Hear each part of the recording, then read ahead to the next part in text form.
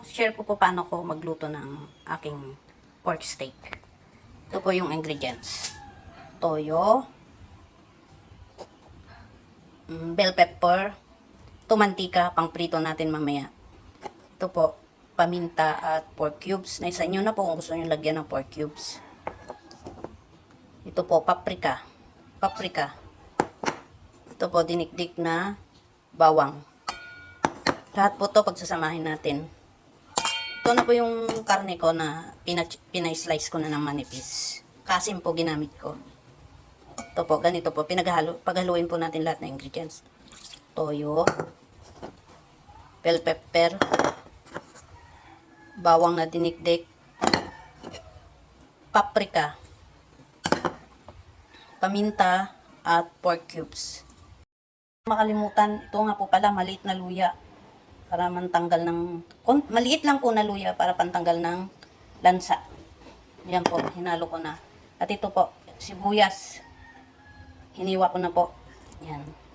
Yan po. Halo-halo lang po natin. Mantika. Konting mantika lang po. Yan. Konti lang po. 2 kutsara. Yan.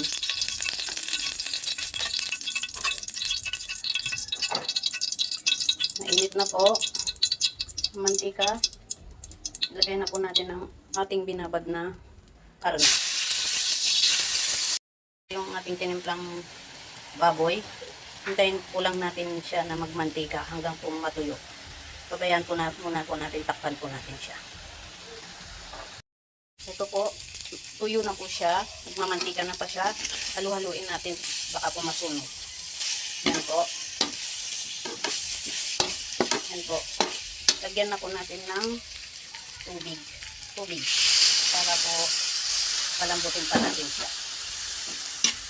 Tayin na po natin siyang maluto. Ito po, luto ng ating pork steak. Nagmamantika na siya. Mabango na rin. Amoy masarap. Depende po sa inyo kung gusto nyo po dagdagan ng tubig.